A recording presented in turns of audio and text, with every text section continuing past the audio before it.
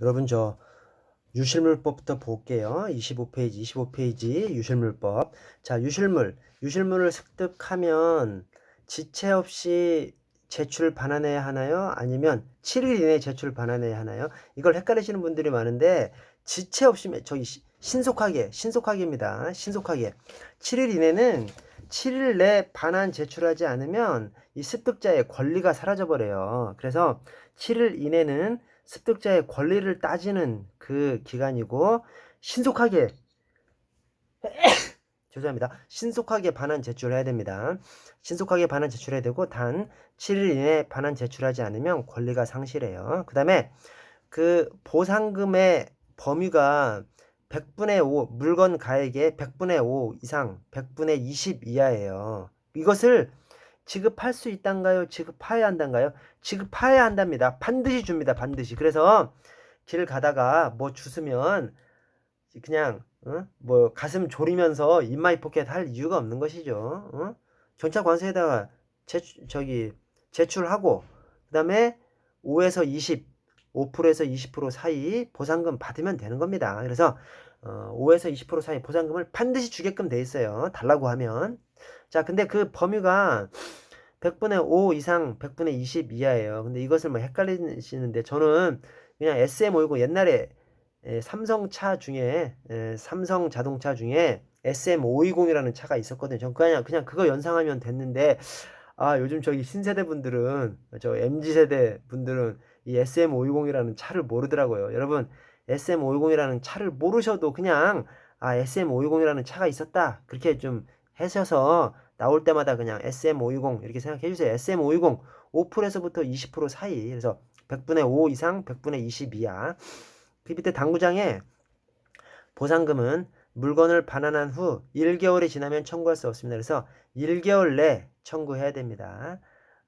그리고 이 신속하게 반환 제출해야 되잖아요. 신속하게 반환은 이제 주인을 찾아주는 것이고 제출이 이제 경찰 관서에 제출하는 것인데 경찰 관서에 제출하면 경찰 관서에서는 그 주인을 찾죠. 근데 이제 못 찾으면 공고를 합니다. 근데 그 공고가 인터넷에 공고를 하죠. 우리 저 유실물 사이트가 있어요. lost112.go.kr이죠. 그래서 그 유실물 사이트에 공고를 합니다. 공고를 했는데 6개월 내에 소유자가 나타나지 아니하면 습득자가 소유권을 취득합니다. 그리고 소유권을 취득한 그 습득자는 3개월 내에 물건을 찾아가야 돼요. 3개월 내에 찾아가지 않으면 소유권 상실하고 국고에 귀속시켜 버립니다. 자, 그러면 유실물법 전체적인 걸 다시 한번 제가 볼게요.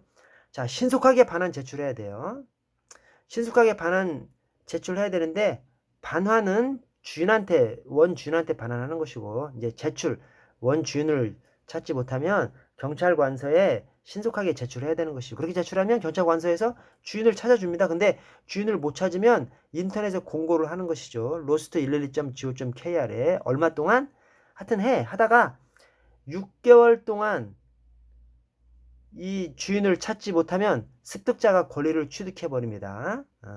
그래서 그 습득자가 권리를 취득했으면 3개월 내 받아가야 됩니다. 3개월 내 받아가지 않으면 이 소유권을 상실해버리고 국고에 귀속시켜버립니다. 그래서 주인을 찾아줘? 그러면 주인을 찾아줬으면 보상금을 받으려고 하면 그 습득자가 1개월 내 보상금을 청구해야 돼요. 1개월 내.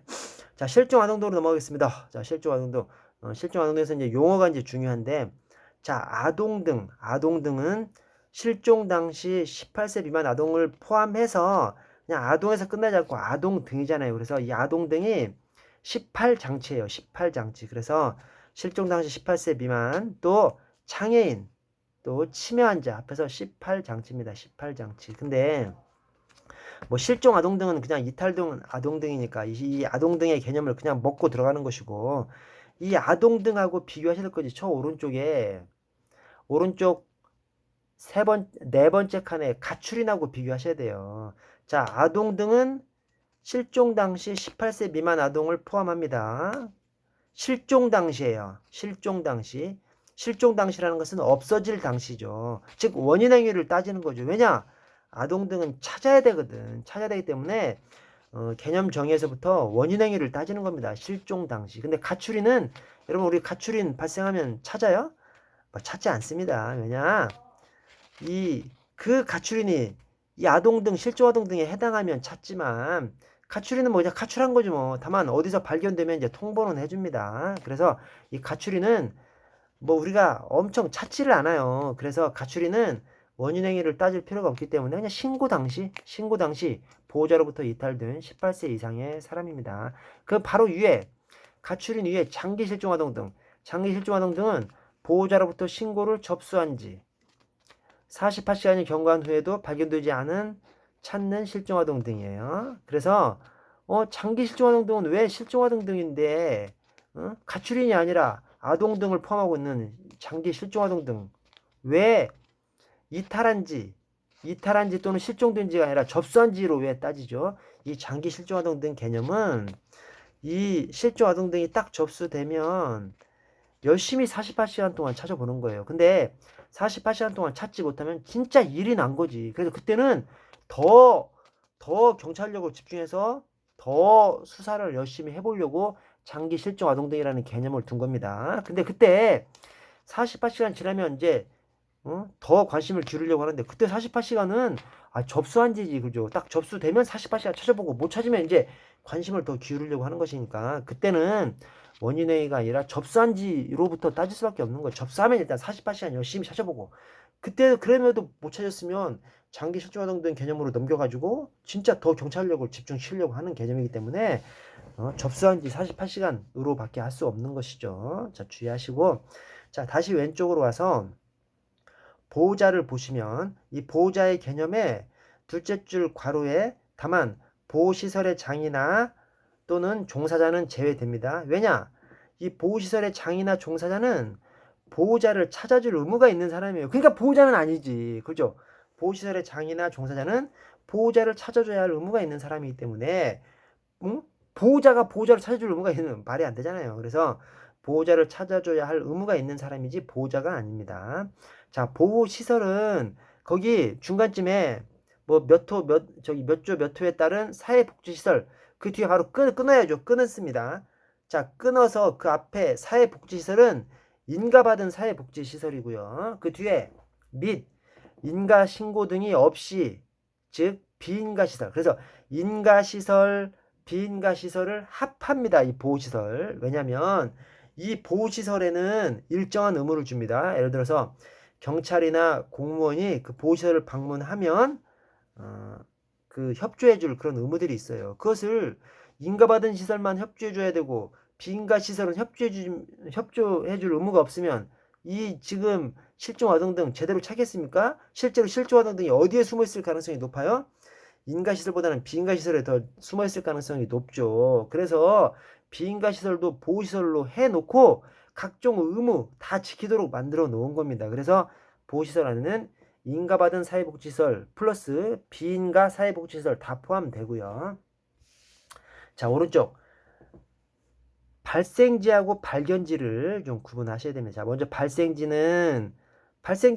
실종이 발생한 발생지, 실종 가출이 발생한 발생지인데, 자, 거기 원칙을 보시면 중간에 실종 가출 전 최종적으로 목격되었거나 목격되었을 것으로 추정해서 신고자 등이 진술한 장소입니다. 그래서 그것이 발생지, 거기서부터 이제 출발을 해보려고 하는 것이죠. 발생지부터. 근데 예외가 최종 목격 장소를 진술하지 못하거나 목격되었을 것으로 추정되는 장소가 대중교통시설이야. 버스 이런 데야. 그럼 사실 무의미한 거죠. 버스 타고 어디로 가버리고 그냥 이동해버린 것이기 때문에 그 버스를 기점으로 뭘 해보려고 그래. 찾아보려고 그래. 안 맞잖아요. 그래서 대중교통시설일 경우 또는 실종 가출 발생 후 1개월이 경과했어. 1개월이 경과했으면 최종 목격 장소가 좀 무의미하기 때문에 그때는 실종 전 최종 주거지를 발생지로 봅니다. 실종 전 최종 주거지. 그러한 사항들에서는 실종 전 최종 주거지를 발생지로 보고요.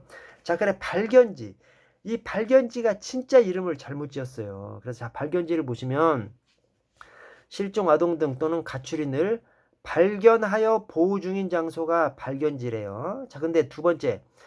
발견한 장소와 보호 중인 장소가 서로 다른 경우에는 보호 중인 장소래. 아니 그러면 이름을 보호장소라고 이름을 지었어야지. 발견한 장소와 보호 중인 장소가 서로 다른 경우에는 보호 중인 장소가 발견지래요. 이름을 잘못 지었죠. 근데 이름을 잘못 지은 것 때문에 또 시험을 또 내 여기서. 그래서 이 발견지는 이름은 비록 발견지지만 발견한 장소하고 보호 중인 장소가 서로 다르면 발견 장소가 아니라 보호 중인 장소를 발견지로 합니다. 그래서 이름을 잘못 지었어요. 주의하셔야 됩니다. 자, 그 아래 경찰 관서장은 현장 탐문 수색 후 결과를 즉시 보호자에게 통보해야 됩니다. 왜냐? 보호자들이 지금 애타게 기다리고 있기 때문에 즉시 통보해야 되고요. 다만 그 이후에는 프로파일링 시스템에 등록한 날로부터 1개월까지는 15일에 1회, 1개월이 경과하면 분기별 1회, 그래서 15일에 1회, 분기별 1회 이렇게 보호자에게 추적 진행 사항을 통보합니다. 자, 그 다음 당구장 표시에 이 처벌 조항, 이 법에서 가장 무겁게 처벌하는 두 가지 조항이 여기 나옵니다. 그래서 하나는 정당한 사유 없이 실종아동 등을 신고하지 않고 보호하는 사람.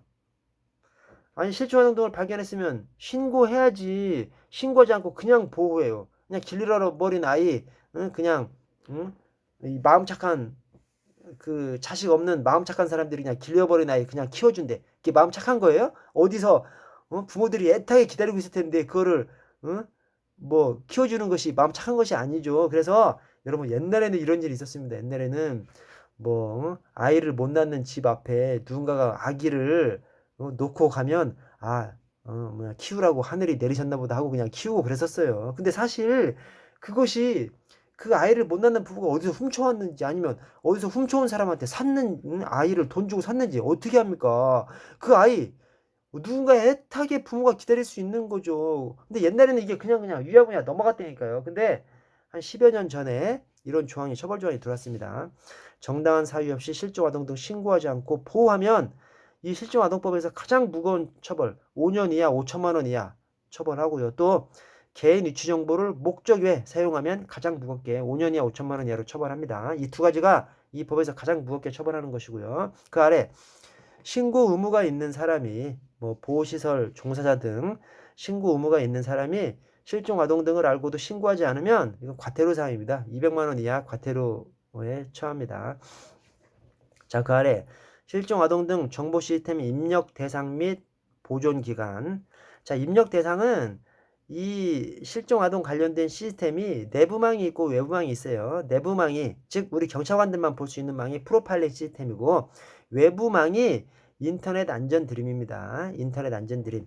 그래서 외부망은 우리 경찰도 들어갈 수 있고 일반 국민들도 들어갈 수 있는 것이죠. 그래서 내부망에는 실가무 가출인까지 이제 거기다가 기재를 하고 등록을 하고 외부망에는 가출인 뭐 성인 돼서 가출한 사람들 동네방네 떠들 필요 없잖아요. 그래서 외부망에는 가출인은 입력하지 않습니다. 자, 그 아래 등록자료 보존 기간을 보시면 아가5 장치 10이에요. 그래서 18세 미만 아동 가출인은 수배 해제 후로부터 5년간 왜냐하면 또 나갈 수가 있기 때문에 5년간 보관을 하는데 다만 짧게 이것은 자 지체정신 장애인 치매 환자 이것은 수배 해제로부터 10년까지 왜냐면 여러분 아동이나 가출이는 이제 뭐 다시 나갈 일이 그렇게 많지 않잖아요. 아동 이제 잘 보호하면 되는 것이고 가출인 조금 화해하면 안 나갑니다. 그래서 짧게 5년간으로 해놨고 장애인이나 치매 환자는 한번 나가기 시작하면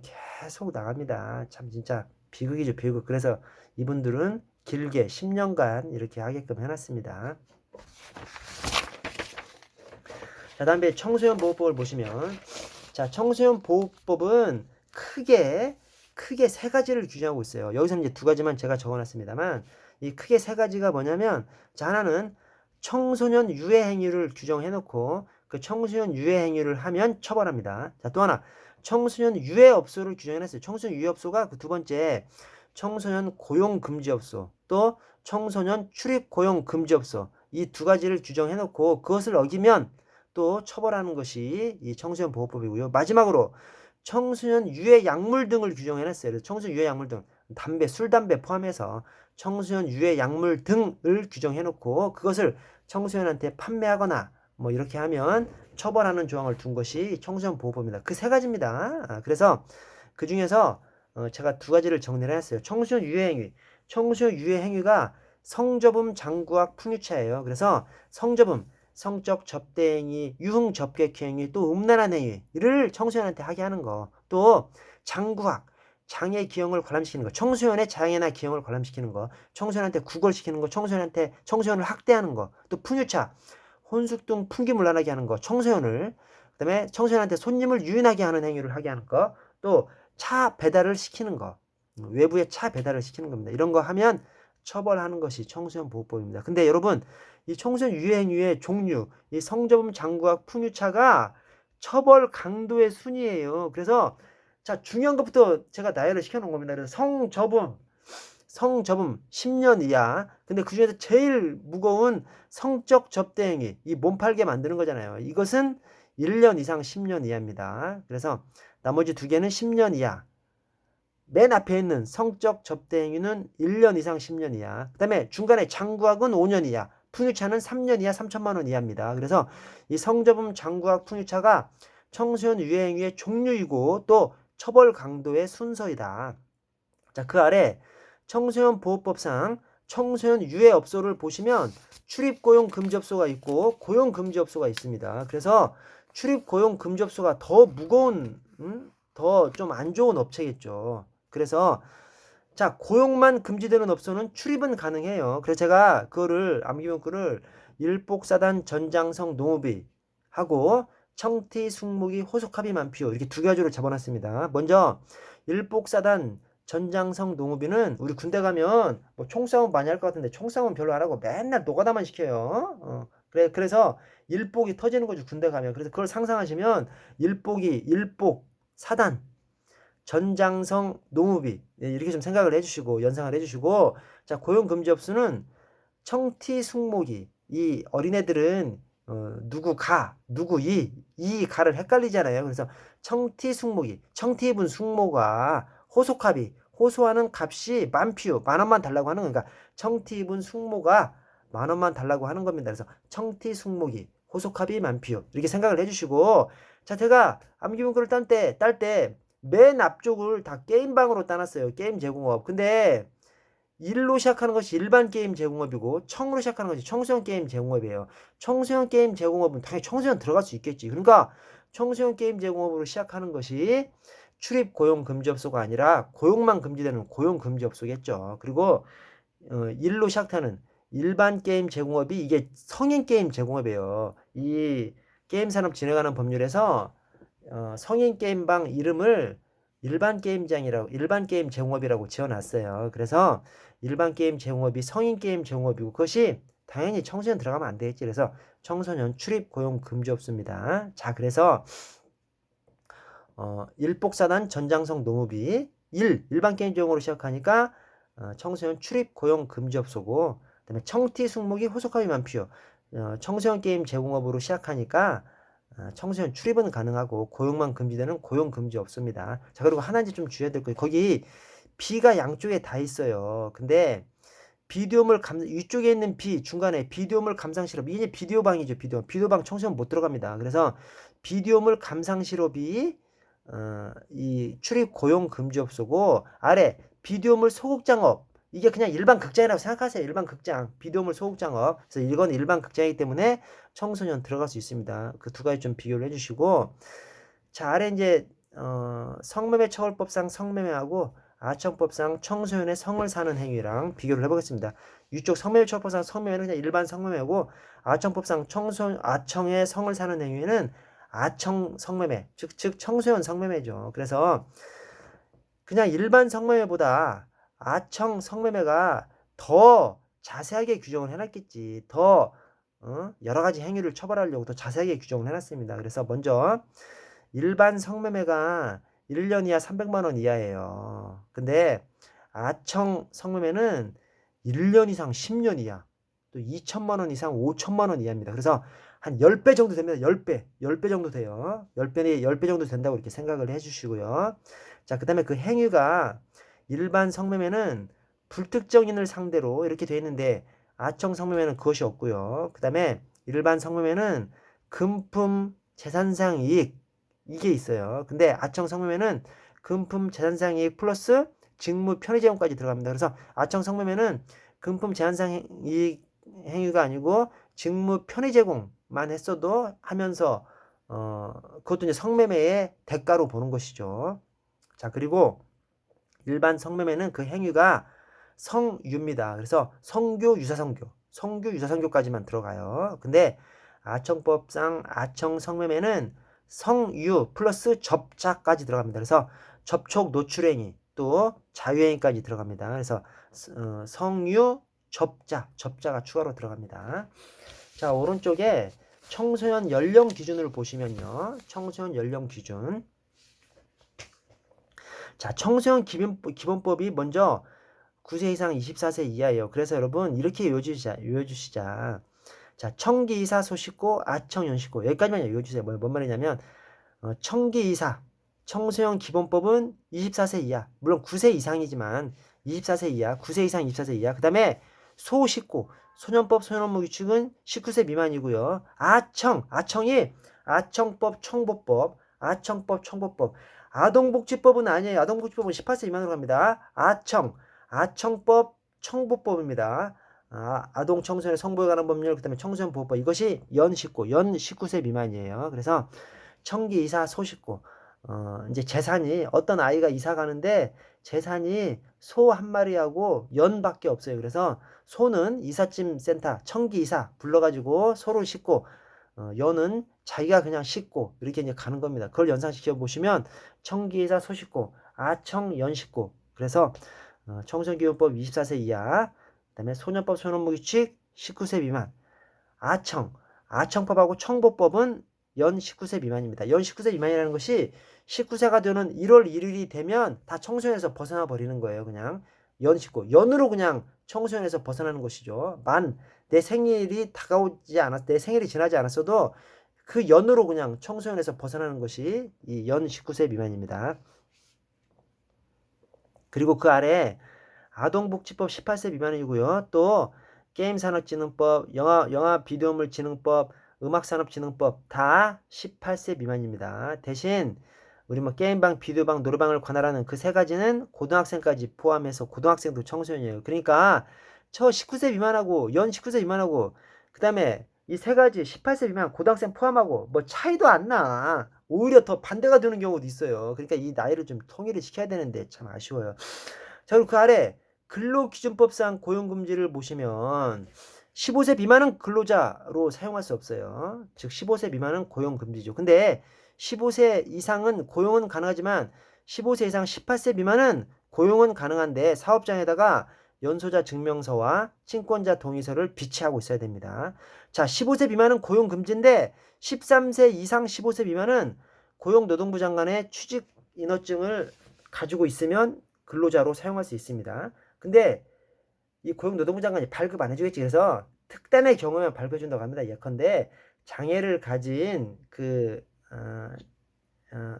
장애를 가진 청소년이 자폐증 이런 장애 가진 청소년들 이렇게 노동을 하면 더 이렇게 정신이 막 보탬이 되지 않습니까? 그래서 그런 경우, 특별한 경우에만 이렇게 취직인허증 발급해준다고 합니다. 근데 어쨌든 15세 미만 근로자로 사용할 수 없어요. 근데 13세 이상은 취직인허증을 가지고 있으면 근로자로 사용할 수 있습니다. 그래서 그 아래에 있는 표가 공제 문제집에 있는 표예요. 이것을 이해하시면 이제 다 이해하실 수 있는 것이죠. 그래서 이거 이해하시는 게 굉장히 어려워요. 사실은 간단한 건데. 자, 그래서 제가 시키는 대로, 제가 좀 말씀드리는 대로 좀 따라서 해주십시오. 자, 거기 첫 번째 유흥주점, 단란주점은 청보법, 청소년 보호법 가지고 이제 해결하는 거예요. 그래서 이게 전체적으로 뭐냐면 청소년 보호법으로, 왜냐면 청소년 보호법이 기준이 높으니까. 그래서 청소년 보호법으로 해결할 수 있으면 청소년 보호법으로 해결하고, 청소년 보호법에 해당되지 않으면 근로기준법이라도 지켜야 되는 거예요. 이제 그겁니다. 근로기준법은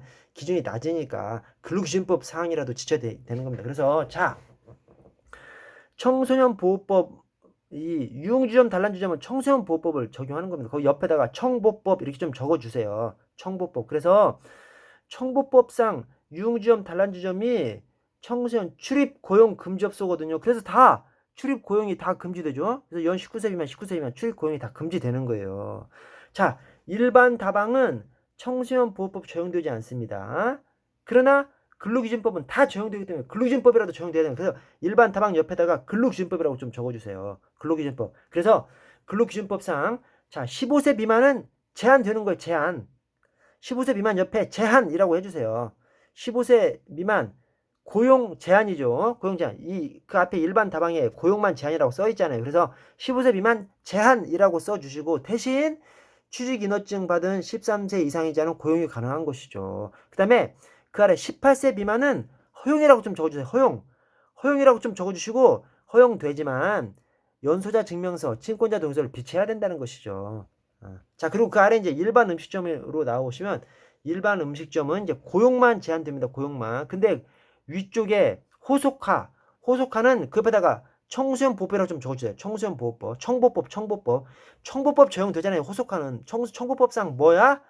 청소년 고용 금지업소죠. 그래서 고용만 그러니까 제한되는 것이죠. 고용만 연 19세 미만.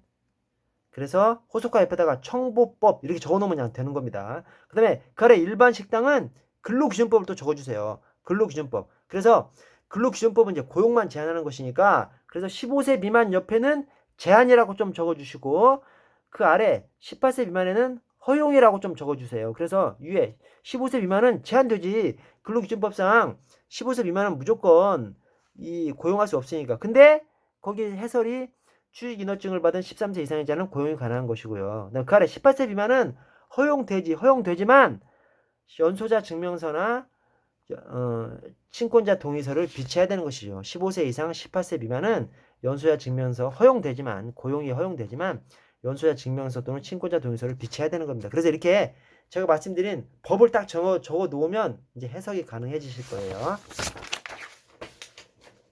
자, 청소년 대상 성범죄 처벌법규를 보시면 자, 먼저 13세 이상 19세 미만 강간 강제추행은 아청법입니다. 대신 그 아래 이번에 13세 미만 강간 강제추행 개나리 같은 새끼들 최고 나쁜 새끼들 이 새끼들은 성폭법으로 처벌합니다. 그래서 성폭법이 성범죄 관련해서 가장 무거운 처벌을 하는 법이 성폭법이거든요. 그 성폭법에서 13세 미만 강간 강제추행은 그냥 아주 강하게 그냥 때려잡습니다. 그래서 13세 미만 강간 강제추행 성폭법 13세 이상 19세 미만 강간 강제추행은 아청법으로 가고요. 자, 그 다음에 그 아래 3, 4번이 이게 이제 형법상 미성년자 의제 강간인데 형법 305조 미성년자 의제 강간이 조금 확장됐죠. 그래서 3번 13세 미만 간음도 또 13세 이상 16세 미만 간음도 제2항을 새로 만들어서 미성년자 의제 강간으로 처벌하고요. 그 다음에 앞에 뭐 그냥 군더더기가 붙은 간음 즉 5번에 장애를 가진 13세 이상 19세 미만 간음 그 다음에 궁박한 상태의 13세 이상 16세 미만 간음은 아청법으로 처벌합니다. 그래서 장애가 19세 미만이고요. 궁박 상태가 16세 미만입니다. 그렇게 좀 생각을 해줘.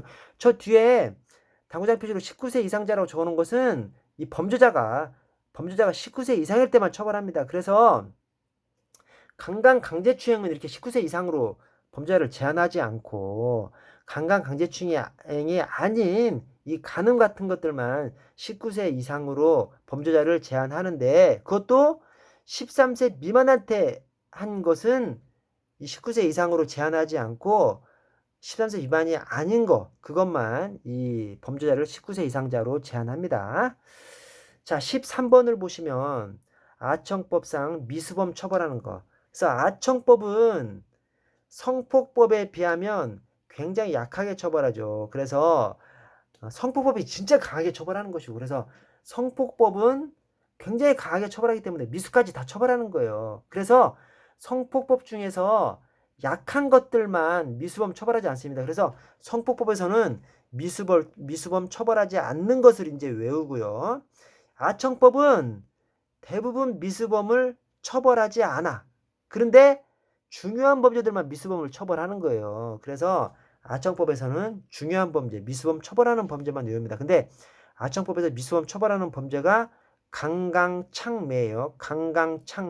강강창매인데 여기서 강강이 하나가 강간 강제추행이고 또 하나가 이제 강요행위예요. 근데 그 강요행위 안에 여러 가지 행위 태양이 있는데 공제 문제집 안에 들어서는 것은 이 폭행 협박으로 아청의 성을 사는 행위에 상대방이 되게 한 자. 이제 폭행 협박으로 아청을 몸팔게 한 자죠. 그래서 강요행위가 이거 하나밖에 없습니다. 이 공제의 문제집 안에서는. 그래서 여러분 강강창매 또는 강강폭창매.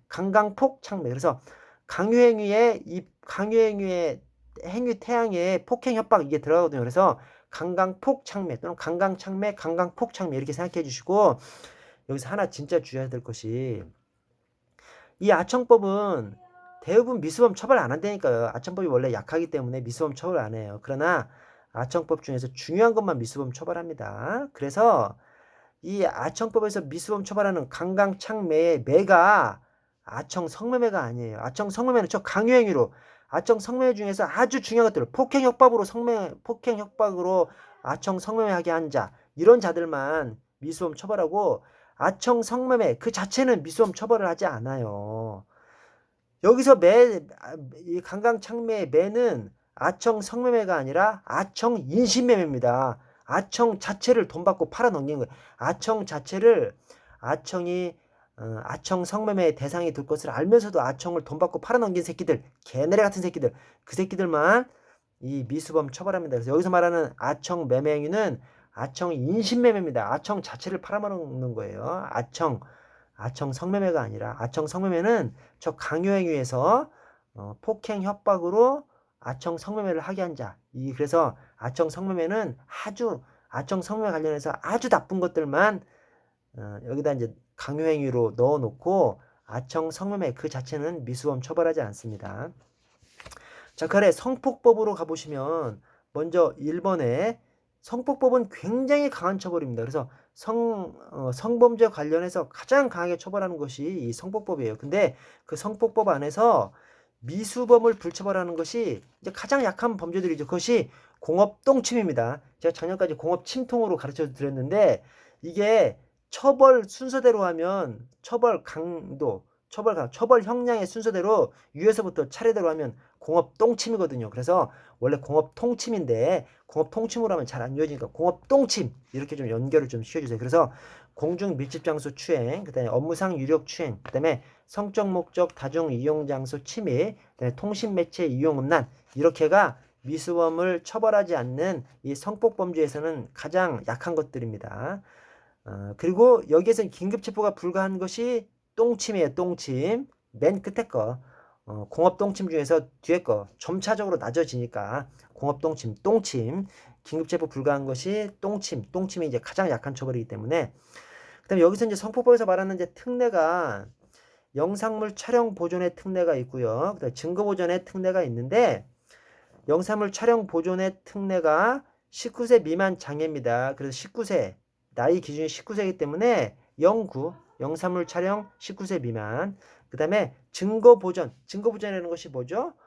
이제 재판이 열려서 그 증인신문이랑 해야 되는데 그 증인이 암에 걸려서 뭐 한두 달밖에 못 산다. 그러면 미리 인적 증거를 조사해야 되지 않습니까? 미리 신문을 좀 해놔야 되잖아요. 그래서 그렇게 정식 재판이 열리기 전에 미리 증거조사를 하는 것을 이 증거보존이라고 합니다. 근데 이 피해자가 16세 미만 장애일 때는 이 공판기일의 출석 증언에 현재 곤란한 사정이 있는 것으로 봐서 이 증거보존의 대상으로 삼는 거죠. 그래서 그 특례가 16세 미만입니다. 그래서 영상물 촬영 보존 나이가 19세 미만, 증거보존 관련한 것이 16세 미만. 그래서 영구 보육, 영상물 촬영 19세 미만, 영구. 그 다음에 증거보존 16세 미만, 보육 이렇게 해주시고 나머지 사항들은 혹시라도 나이가 나오면 다 13세입니다. 13세 미만입니다. 그렇게 생각해 주시면 되고요.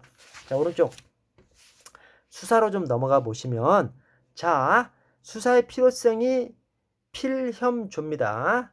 그 다음에 수사의 상당성이 상당심비예요. 이게 무슨 말이냐면 수사를 하려면 필요성이 있을 때에 상당성이 있는 방법으로 상당한 방법으로 수사를 하라는 거예요. 그래서 필요성이 없는데 수사를 했으면 위법한 수사가 되는 것이고 또 상당하지 못한 방법으로 수사하면 위법한 수사가 되는 거예요. 그래서 수사를 하려면 필요성이 있을 때 상당한 방법으로 해야 됩니다. 근데 필요성이 있으려면 이제 따져야 하는 것이 범죄 혐의가 있어야 되고 또 소송 조건을 갖춰야 되는 것이죠. 그래서 범죄 혐의, 소송 조건 이것이 수사의 필요성에 들어가는 겁니다. 그 아래 상당성, 상당한 방법으로는 뭐야?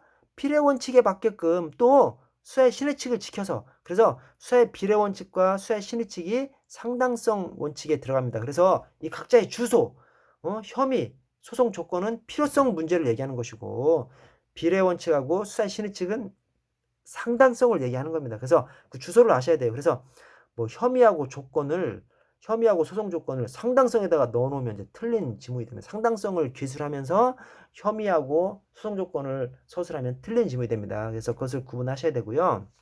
자, 혐의 관련해서는 혐의가 두 가지 경우에 문제가 됩니다. 하나는 수사 개시를 할 때, 또 체포 구속할 때. 근데 수사 개시를 할 때 혐의는 수사기관의 주관적 혐의죠. 다만 그 주관적 혐의는 구체적 사실에 근거하죠. 그래서 수사기관이 경찰관이 주관적으로 의심되면 수사할 수 있는 것이죠. 다만 그 주관적인 의심은 구체적 사실에 근거하죠. 그래서 뭐 옷에 피가 묻어 있거나 또는 뭐 골목길에서 두리번 거리면서 집 안을 이렇게 본다든가 이런 구체적 사실에 근거해서 주관적 혐의가 생기면 수사를 개시할 수 있는 것이죠. 구체적 사실이 아니라 그냥 뭐 잘생겨서 기분 나빠서 수사하면 내 주관적인 느낌이야. 말도 안 되는 거죠. 그러면 위법한 수사가 되는 것이죠. 그래서 비록 수사기관의 주관적 혐의만 있어도 수사를 할 수 있지만 그 주관적 혐의는 구체적 사실에 근거해야 되고요. 근데 체포 구속에 있어서의 혐의는 객관적 혐의여야 되죠. 이것은 이 수사 대상의 이 수사 대상자의 신체에 아주 심각한 구속을 가하는 것이기 때문에 그때 혐의는 객관적 혐의여야 되고 그 객관적 혐의는 증거에 의해 뒷받침되는 혐의여야 됩니다. 그래서 그 점 주의하시고 자, 소송 조건과 수사 관련해서는 소송 조건이 반드시 다 갖춰져야 되느냐? 그건 아니고 소송 조건이 갖춰질 가능성만 있으면 됩니다. 그래서 이제 고소를 가지고 많이 따지는데 이번에 보시면 친고죄의 경우 고소가 없더라도 고소의 가능성만 있으면 즉 소송 조건을 갖출 가능성만 있으면 임의수사, 강제수사 다 허용됩니다. 그것이 다수가 판례고 다만 고소 기간이 경과했다든가 또는 고소하지 않겠다는 의사를 명백히 밝혔어. 즉 고소를 취소했다든가 그렇게 하면 수사가 허용되지 않겠죠. 자, 상당성은 상당 신비인데요. 뭐 비례 원칙이야. 뭐 비례 원칙에 입각해서 해야 돼요. 그래서 필요 최소한도에 그쳐야 되고요. 자, 수사의 신의 측은 이제 함정 수사가 문제가 되죠. 근데 이제 함정 수사는 범위 유발형 함정 수사와 또 기회 제공형 함정 수사가 있는데 범위 유발형 함정 수사 아니 뭐 범죄 저지를 생각도 없는데 범죄 저지를 생각을 불러일으키는 그렇게 꼬시는 함정 수사는 신의 측 위반으로 허용되지 않아서 위법한 수사가 되는 것이고 대신 이미 범죄를 하려고 마음먹은 사람한테 단순히 기회를 제공하는 그렇게 해서 검거를 해. 이것은 그런 함정 수사는 상당성을 충족하는 즉 위법한 수사가 아니라고 이렇게 합니다. 자, 범죄처벌의 특징을 보시면 시가지 결혼입니다. 시가지 결혼 대신 가필 혼이라고 좀 외워주세요. 그래서 뭐냐면 1번, 2번 가치 변화성하고 시한성이 헷갈린다요. 헷갈립니다. 또 4번, 5번 결합성하고 혼합성이 헷갈려요. 그래서 가치 변화성하고 시한성하고 헷갈리는데 가필 이렇게 해놓으면 가치 변화성은 수사기관의 필요성에 따라서 가치가 변하는 것이고 그러면 시한성이 시간이 경과함에 따라서 가치가 감소하는 것을 시한성이라고 하고요. 또 결합성과 혼합성이 헷갈리는데 혼합성이 인과관계, 원인과 결과를 내포하고 있다. 하나의 범죄첩부에 원인과 결과를 내포하고 있다. 인과관계를 내포하고 있다는 것이 혼합성이고 결합성은 하나의 범죄첩부가 여러 개의 범죄첩부로 결합해서 이루어진다라고 하는 것이 결합성이고요. 자, 조금만 쉬었다 가겠습니다.